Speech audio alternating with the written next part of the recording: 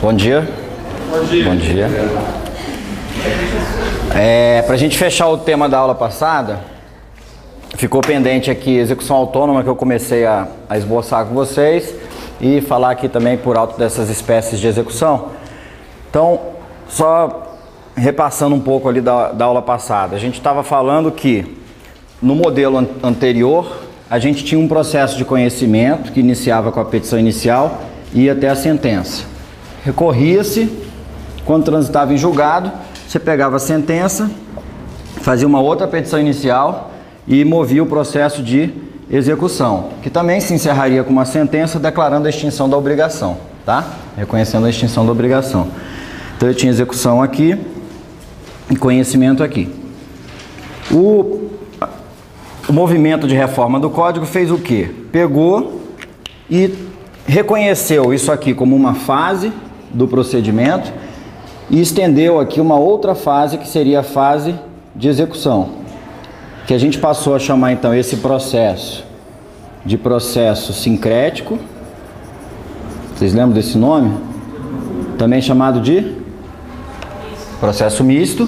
E esse procedimento aqui passou a ser chamado procedimento de cumprimento de sentença. Claro que o cumprimento de sentença não deixa de ser uma execução dessa sentença. A diferença é que quando a gente fala em execução, a gente está falando do processo autônomo de execução. E o cumprimento de sentença é um procedimento específico que está inserido ali no 475I até o 475R, os artigos do Código. E também, dependendo do tipo de obrigação, no artigo 461 e no artigo 461A. Tá? A gente falou aqui o seguinte: o processo de execução autônoma não acabou, que é aquele que está regulado no livro 3 do Código. No livro 2 do Código, desculpa. Ele agora ficou reservado principalmente para que título? Que tipo de título executivo? De título? Acredita? Hã? Não acredita nesse. O outro. Vamos pensar o cheque. Eu preciso do processo de conhecimento. Nota, a não ser que ele esteja prescrito. Nota promissória, contrato. Esses títulos de natureza extrajudicial, eles vão ser processados diretamente num processo de execução autônoma, né? Então, títulos executivos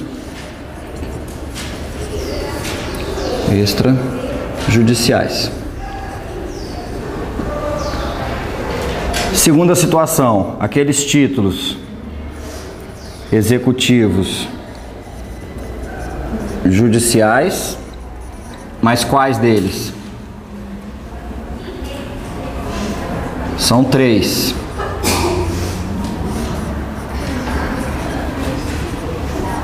Título executivo judicial está no 475N.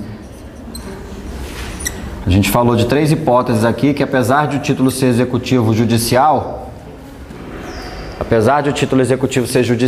a gente não vai ter a sentença proferida no processo de conhecimento para que possa ser dado início ao procedimento de cumprimento de sentença. Vocês não se lembram? Vamos pensar nas situações que a gente pode ter. Primeiro, pensa no mundo. A sentença estrangeira, a sentença que foi proferida por um juiz estrangeiro. Foi num processo de conhecimento de outro país, mas aqui a gente não tem registro de nada disso. Então, quando a gente for cumprir essa sentença, a gente for executar essa sentença, a gente vai ter que ir direto para o processo de execução. Claro que a gente passa primeiro naquele procedimento de homologação de sentença estrangeira no STJ, para depois ir para a execução. Segunda situação. Já lembraram? Cara, esse feriado fez mal para vocês, hein? Hã? Sentença penal condenatória transitada em julgado. Basta ser sentença penal condenatória? Não. Para ser título executivo tem que ser transitado em julgado, tá? E a terceira hipótese, a sentença arbitral. Nenhuma dessas situações eu vou ter um processo de conhecimento tramitando lá na vara civil. Por isso, essas 3 hipóteses que estão nos artigos, no artigo 475N, nos incisos pares, no 2, no 4 e no 6, ainda a gente vai fazer a execução de maneira autônoma, tá? E também permanece como execução autônoma, não sei se eu falei isso na aula passada, algumas execuções que têm procedimentos especiais. Por exemplo, execução fiscal. A execução fiscal tem uma lei própria, a lei das execuções fiscais.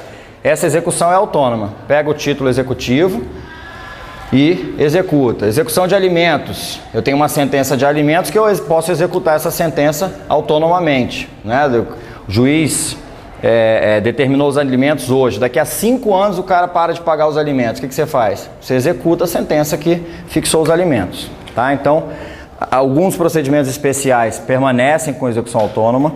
Esses títulos executivos judiciais dos incisos pares, do 2, 4 e 6, que é a estrangeira, a arbitral e a penal condenatória transitada em julgado, e os executivos extrajudiciais que a gente tem no artigo 585 do CPC.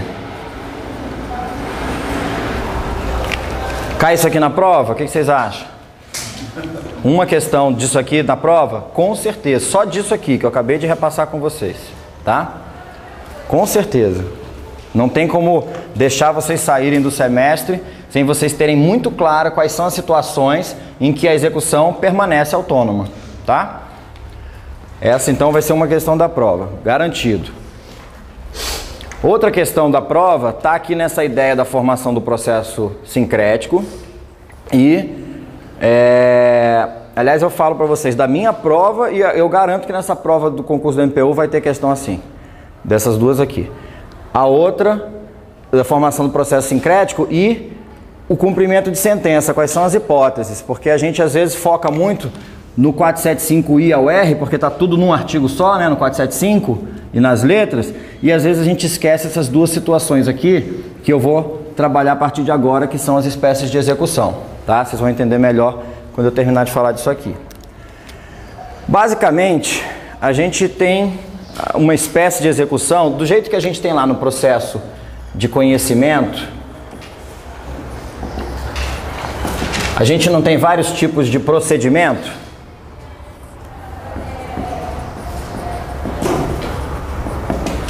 Quais são os procedimentos que a gente tem no processo de conhecimento?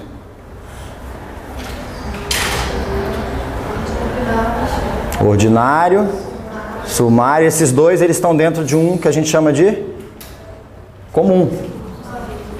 Divide basicamente em comum e especial. O que não é comum é especial, não é?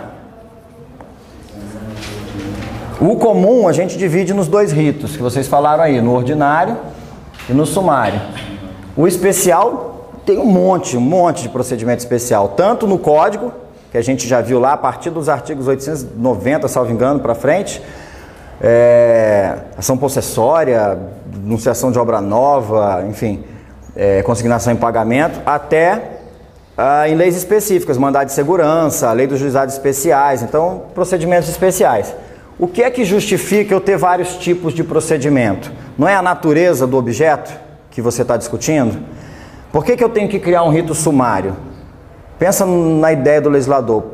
O ordinário é aquele rito de ordem, um rito padrão, tá lá, mas ele tem muitos atos. Se eu sou o síndico de um condomínio, metade dos condôminos não estão pagando a taxa de condomínio no mês. Isso vai inviabilizar a falta de recursos, vai inviabilizar a administração, não vai?